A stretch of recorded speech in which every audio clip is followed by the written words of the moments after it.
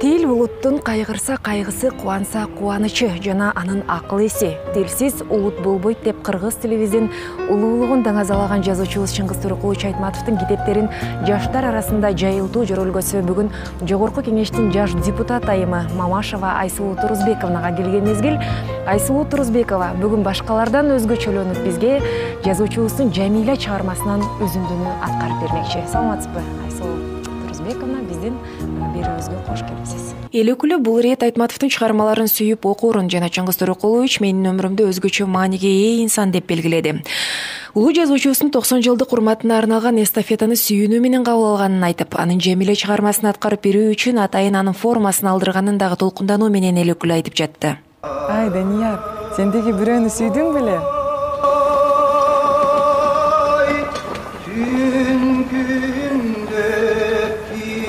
Мага ал дагы сүрөттү берчи, кичине бала, мен эстеликке сактап коеюн.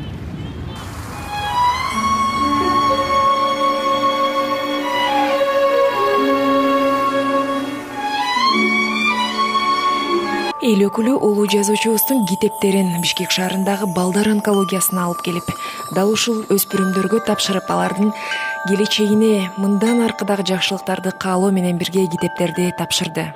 Гүлнар Сагынбековна, ушул Чыңгыз Турукулович Айтматовдун 90 жылдыгына карата бүгүн ушул балдарга Чыңгыз Турукуловичтин китептерин атайын алып келдик. Ушул бош убагында ата-энелери, балдар окуп, ушул Чыңгыз Турукуловичтин дүйнөсү менен таанышып деген ушул кичинекей белекти алып коюңуздар. Чоң рахмат. Сизге рахмат.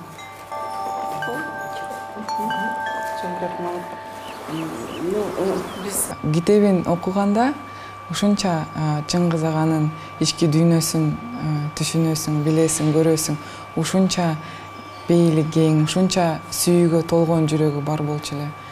Айсулуу Турузбековна, мына сиз менен биз бүгүн аябай жакшы күндү өткөрдүк.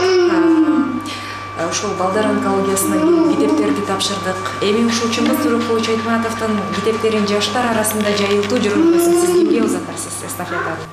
Эмки эстафетаны менин коллегама, кесиптешиме Каныбек Иманалиев мырзага узатам.